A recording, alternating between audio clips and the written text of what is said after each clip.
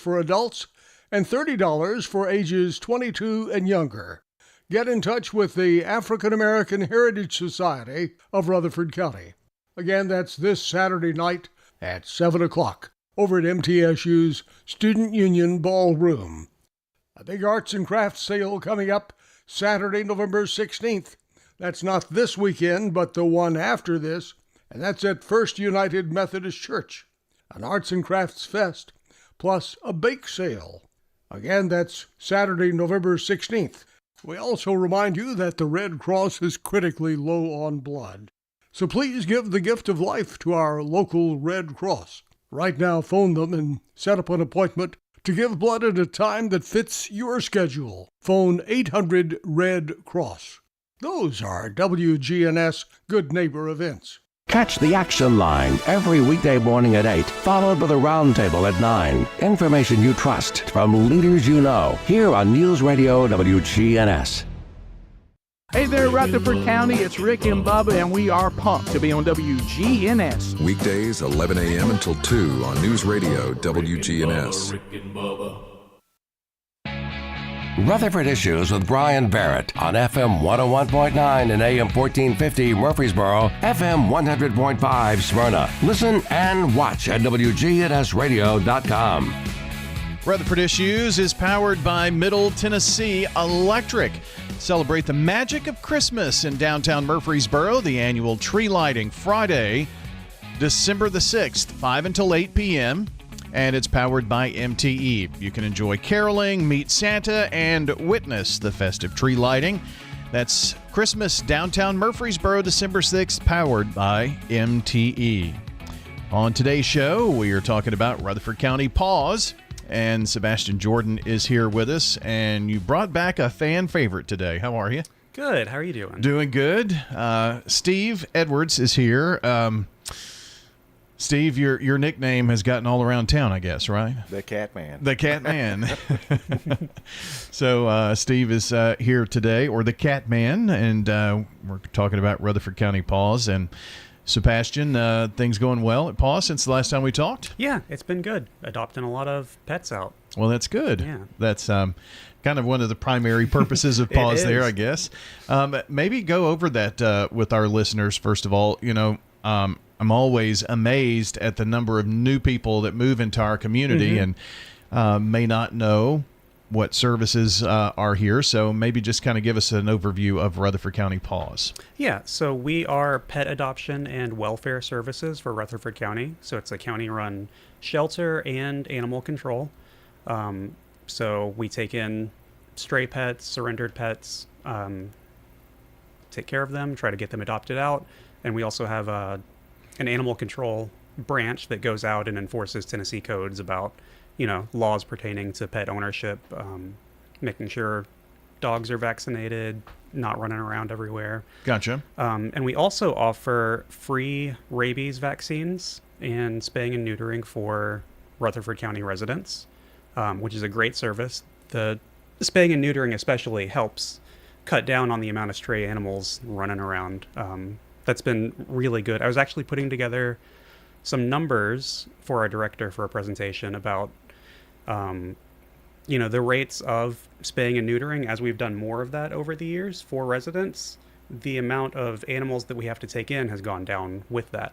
Oh, good. So that has had a market impact on the amount of animals that need homes. Yeah. I'm in the soon-to-be stages with the puppy. I got a puppy on Father's Day, and it's about time for him to go through that. So getting ready for that hopefully around Christmas time. So there you go. But you know, it's important to be a responsible pet owner, and that's one of the ways you can do that. Yeah. And we also do, you know, community outreach, education, things like this, coming in, talking about what we do, getting the message out there. Now, you said surrendered pets. What would that look like? I mean, all the time, you know, if you're scrolling around Facebook, you may see, if you're part of some of these groups, well, this dog wandered up, or, you know, do you know who this dog belongs to? Things like that. So I would imagine that it could be really overwhelming if it was every single dog and cat that's out there. Yeah, and it pretty much is. We have to schedule our intakes because of the amount of animals that are out there. But yeah, if someone finds a pet, tries to reach out, can't find the owner, then we'll let them schedule an appointment to bring them in. And we hold them for a set amount of time, post pictures online, try to reach out, find owners. Obviously, first step is scanning microchips, but a lot of animals don't have the microchips. When we do events, we do free microchipping, which is always a great service. But yeah, we take in all kinds of pets constantly. Yeah. So I just reminded myself too, I was thinking about the tree lighting and the holidays coming up, and then it just kind of hit me. You know, I mentioned that I got a puppy for Father's Day, and some people may think, well, Christmas, that would be a great time. You have to really go through certain things just to make sure you're mentally ready and prepared, especially if you're getting this for a child. Yeah, definitely. And we do keep our same, adoption protocols in place around the holidays. So we vet the home ownership, make sure if you're renting, they allow animals, pick or see the size requirements, weight requirements, and everything. If there are kids in the house, we do still ask them to come for a meet and greet with the dogs. That kind of ruins the surprise, but we want to cut down on returns and make sure everyone's getting along and it's going to be a good home for everyone. Absolutely. Do you see numbers go up during the holidays sometimes? I have not been here for Christmas yet, so we'll see. I guess you're about to find out. Yeah. Huh? Do you have any events scheduled or anything like that between now and the next, maybe the end of the year that are coming up? We do. We will have another Empty the Shelters that'll run for 2 weeks. I can't announce dates on that yet, so that'll come fairly soon. Okay. And then we've got Santa Paws on Friday, December 13th. That will be at Paws from 2 to 6 p.m. We'll have a photo booth set up. We will have a Santa Claus, and we will take pet pictures and upload them to an album for people. Anyone that wants to stop by with their pet in costume or out and get some photos with Santa. Santa Paws. I like that. Yeah. Cool way to do that. And I guess you'll probably see, since you haven't been there, I don't know, but at Christmas you may see pets dressed up, all that kind of thing in there. Yeah, I've heard that event does get pretty busy, so good. It should be fun. And that's on a Friday afternoon, right? It is. Okay. Yeah. Good deal. So you brought Steve with you today, and I have a feeling we're going to talk a little bit about volunteering at PAWS too. Yeah, huh? Probably. Steve, kind of tell me how you got involved with Rutherford County PAWS. Well, after I retired, I was just looking for something to do, and I wanted to, I love cats, and so I went to PAWS and put in an application, and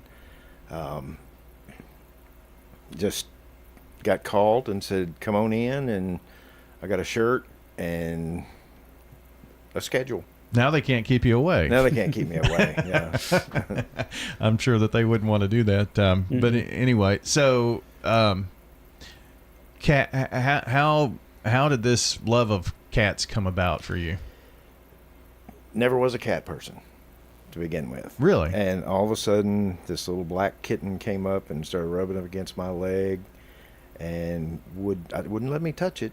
But as soon as I'd reach down to touch, she'd run away. And finally got to where I could touch her, and then I got to pet her, and then she lived in my garage, and now she sleeps in the bed with us. Wow, that sounds like a cat, though. You know.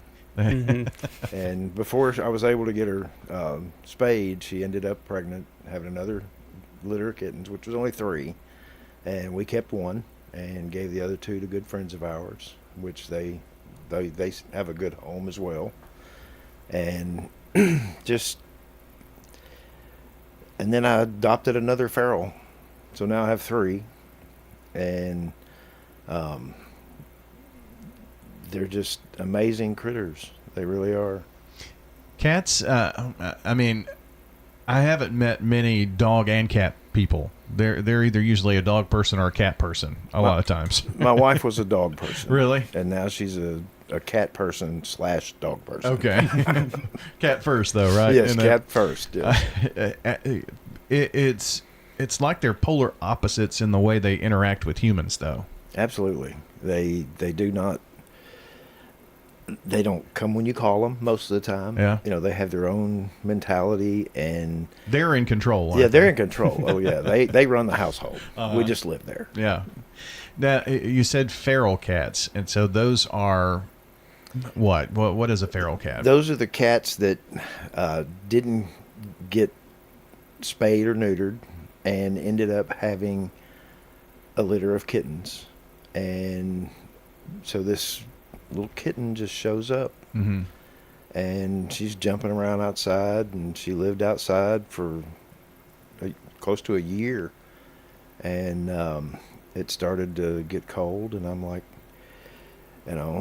I'm not going to have anything happen to her. So I brought her home, brought her in, I caught her in a like a have a heart trap, and took her in the house. And we have an extra bedroom upstairs with a bathroom. And so I set her up with everything she needed, food, water, litter box, and she lived in the bathroom for a couple of days. And then I opened the bathroom door and kept the bedroom door shut. And so she was able to kind of get used to that. And then I opened the door, and she got used to the other two cats. Mm-hmm. And now they're all three running around chasing each other up and down the steps. One big happy fat cat family. Happy cat family. Feral cats are, if you maybe think of barn cats, they're Mm-hmm. very much outdoors, and in terms of human interaction, it takes a while to work with a feral cat, doesn't it? I'm still working with this one. Yeah. Yeah, typically, if you don't handle them or have social human interaction before 6 weeks, that's kind of the cutoff where it gets a lot harder to get them used to people. Well, in terms of how long have you been volunteering at PAWS? A little over 2.5 years. 2.5 years. Okay.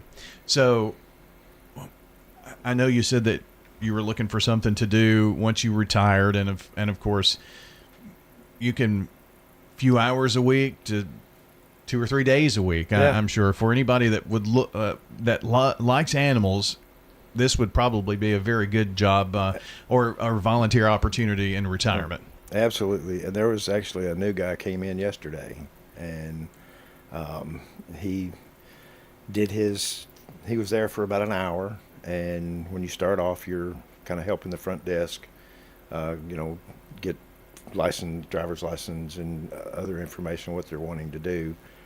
And just helps the girls behind the counter out. Yeah. And then whatever you want to do, whether you want to do cats, dogs, if you just want to walk dogs or whatever, after you go through that little orientation, you end up doing what you want to do.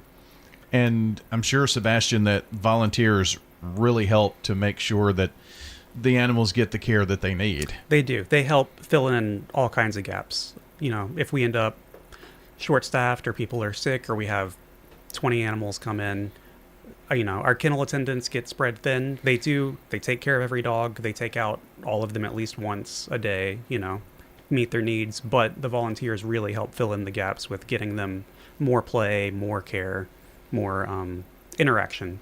And it's mostly dogs and cats, but an occasional chicken or whatnot. We currently have A bull, actually. Really? Yeah. 2 sheep are in there now. You can hear them making their sheep noises. Wow. So what would someone need to do as we wrap up here, Sebastian, to maybe start the process of volunteering? So if you go to our website, rutherfordcountytn.gov/paws, there is a volunteer button on the side that'll take you to the page. You will fill out a volunteer application, and then our coordinator, Crystal, will reach out and set up orientation for that. It's pretty smooth. Awesome. And I know she's not here, but one thing she's been working to get going is more short-term volunteers. A lot of our volunteers are like Steve, where they want to do this regularly and keep coming back on somewhat of a schedule. And we don't have as much 1 or 2 off, people coming in just to do it. And so we're trying to make that a little easier to onboard people if they just want to try it out. So I guess the word of the day is get started. See what, and sometimes it's not the 100% best fit, but you don't know unless you try. And I would especially think that if you're a dog or a cat person, I mean, you can't be the cat man, but you can be a cat person. Yeah. That'd be a good opportunity. So appreciate you both coming in today. Yeah, thank you for having us. Steve, good to have you here. And 3 is it, though, right at home? Well, for now. For now. Yeah, there'll probably be another one at some point. Oh, if the cats only knew, you'd have a yard full, right? Yep. Bring them on. Our friends from Rutherford County PAWS joining today, Sebastian Jordan and Steve Edwards, who is the cat man, who is a volunteer over at Rutherford County PAWS. They're on John R. Rice Boulevard, too, by the way. That is going to do it for the show. Hope you have a great day. We'll see you back here next time. If you want to get some barbecue, I tell you.